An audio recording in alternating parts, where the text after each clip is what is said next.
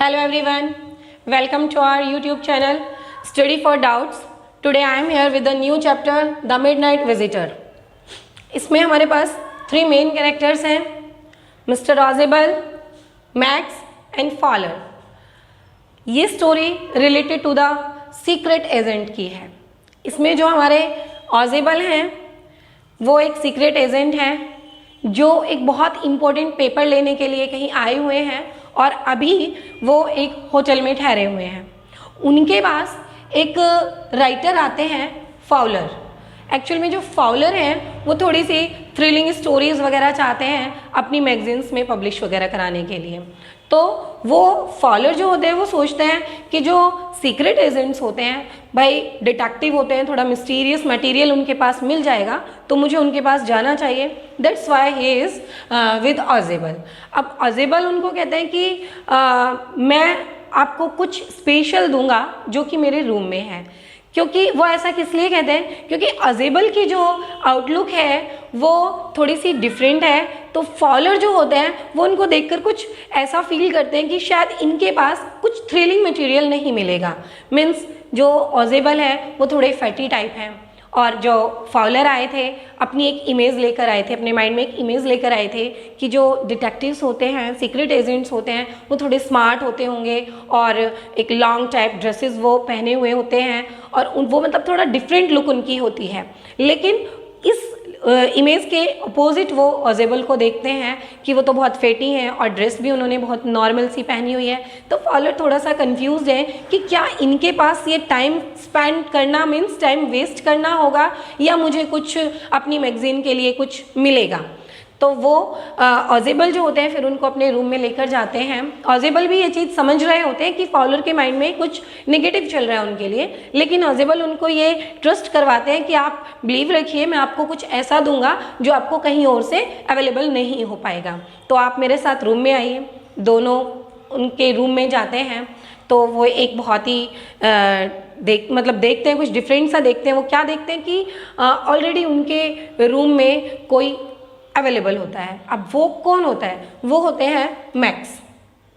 पहले से ही मैक्स ऑजेबल के रूम में होते हैं और मैक्स के हाथ में एक पिस्टल होती है जो कि पॉइंट किसको कर रही होती है, ऑजेबल को. तो ऑजेबल रीज़न पूछते हैं कि वाई आर यू हेयर.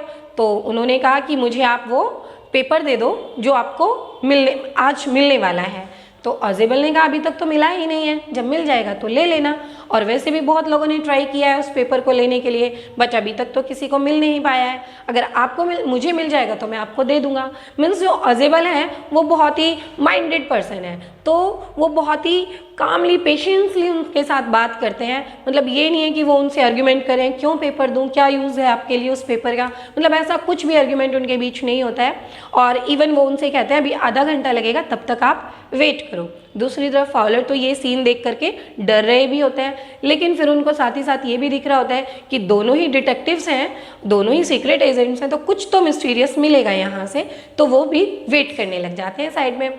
अब सडनली एक नॉक होती है डोर पर और उस डोर पर जब नॉक होती है तो मिस्टर मैक्स पूछते हैं कि कौन है. तो ऑजेबल रिप्लाई करते हैं कि पुलिस आई हुई है, मैंने पुलिस को अपनी प्रोटेक्शन के लिए बोला हुआ है क्योंकि ये जो पेपर है ये बहुत ही इंपॉर्टेंट पेपर है और ये मेरी लाइफ के लिए भी थोड़ा सा रिस्की है क्योंकि इसको लेने के लिए बहुत सारे लोग मेरी लाइफ के पीछे हैं. तो मैंने अपनी प्रोटेक्शन के लिए पुलिस को बुलाया है. तो अब वो मैक्स को भी ये हिंट देते हैं कि अब आप देख लो भाई क्या करना है क्या नहीं. और जब ये पुलिस के आने से पहले एक वो कहानी उसको सुनाने लग जाते हैं. मिस्टर ऑजेबल मैक्स को उससे पहले एक कहानी उन्होंने सुनाई थी और उस कहानी में उन्होंने ये कहा था मिस्टर मैक्स को कि मुझे लगता है तुम भी दूसरे लोगों की तरह बालकनी से आ गए हो, क्योंकि यहाँ बालकनी में कई बार लोगों ने मुझ पर अटैक करने की कोशिश की है, बालकनी से आकर के मेरे रूम में मुझ पर अटैक करने की कोशिश की है. तो तुम भी उन्हीं में से एक हो जो मुझ पर अटैक करने के लिए आए हो बालकनी से. तो इस पर मैक्स तो क्लियर रिप्लाई कर देता है, नो मैं क्यों बालकनी से आऊँगा, मुझे बालकनी से आने की कोई नीड नहीं है, मैं तो लॉक खोल के अंदर आया हूँ. तो उन्होंने कहा कि नहीं, इस बालकनी से तो बहुत लोग आए हुए हैं और मुझे पता है कि तुम भी बालकनी से ही अंदर आए हो, क्योंकि उनके रूम में एक विंडो होती है और विंडो के बाहर ऑजेबल उनको बताते हैं कि यहाँ एक बालकनी है.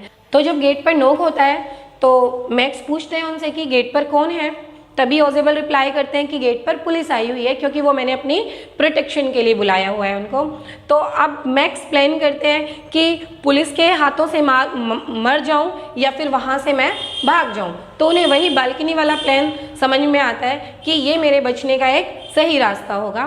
तो वो मैक्स ऑजेबल को ये बोलते हैं कि ठीक है, अभी इतने पुलिस आपसे मिलने आ रही है, तब तक मैं बालकनी से नीचे जा रहा हूँ और उसके बाद मैं वापस आऊँगा, लेकिन तुम मुझे वो पेपर जरूर दे देना। तो ऑजेबल बहुत पोलाइटली बोल देते हैं ओके, तुम इतने मेरा बाहर वेट करो, मुझे जब पेपर मिल जाएगा तो मैं आपको वो पेपर दे दूंगा। तो वो पिस्टल उन्हीं की तरफ रखता है और बैक स्ट्रैप्स अपने लेता है और सीधा वो विंडो से जंप करता है। और जब वो जंप करता है तो हम लोगों को सिर्फ एक लंबी सी चीख सुनाई देती है, क्योंकि वहाँ कोई बालकनी नहीं होती है। ये सिर्फ ऑजेबल का एक बनाया हुआ प्लान था कि किस तरीके से वो मैक्स से छुटकारा पा सकता है। तो और मैक्स जो थे वो ऑजेबल की बातों में आ गए, उनको लगा रियल में ही कोई बालकनी होगी और उन्होंने बिना कुछ सोचे समझे वहाँ से जंप कर दिया अपनी सेल्फ प्रोटेक्शन के लिए। बट उन्हें नहीं पता था कि ये उनकी लाइफ का एंड हो जाएगा यहाँ पर।